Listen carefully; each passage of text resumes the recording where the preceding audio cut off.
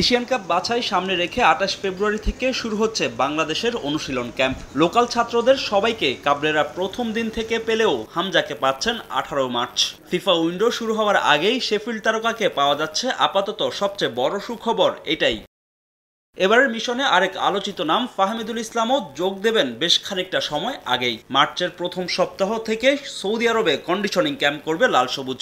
দলের সঙ্গে বাংলাদেশি বংশোদ্ভূত ইতালিয়ান ফুটবলার মানিয়ে নেওয়ার সুযোগ পাবেন সেখানেই। সৌদিতে আবার ফাহমিদুলের জয়েন করার ব্যাপারটা আছে 10 তারিখে।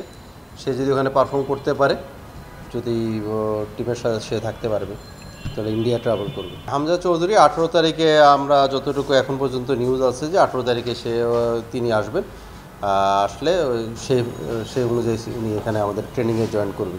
তবে সুখবরের মাঝে দেশের ফুটবলে আধার ঘনীভূত হচ্ছে শেখ মোরসালিনের অনাকাঙ্ক্ষিত খবরে। তার বিরুদ্ধে যৌতুকের মামলা করেছেন স্ত্রী। আপাতত লিখিত অভিযোগ না পাওয়ায় এখনই কোনো ব্যবস্থা নিচ্ছে না ফেডারেশন।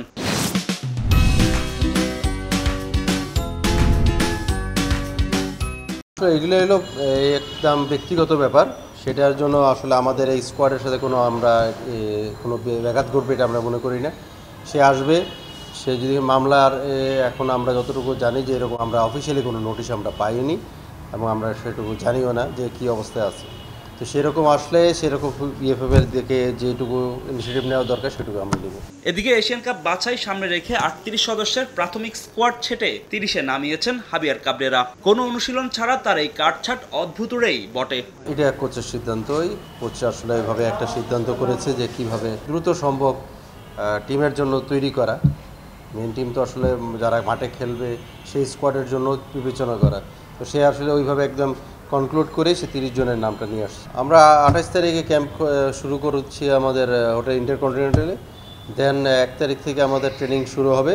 আপাতত আমাদের মাথায় হলো যেটা রয়েছে সেটা হলো বসুন্ধরা কিংসের এনার। বাংলাদেশ পর্ব শেষ করে 5 মার্চ কন্ডিশনিং ক্যাম্পের জন্য সৌদি আরবে উড়াল দেবে কাবরেরা বাহিনী। সেখানে অন্তত 2টি প্রস্তুতি ম্যাচের আয়োজনের চেষ্টায় আছে বাফুফে। এরপর দেশে ফিরে 20 মার্চ ভারতে যাবে লাল সবুজ।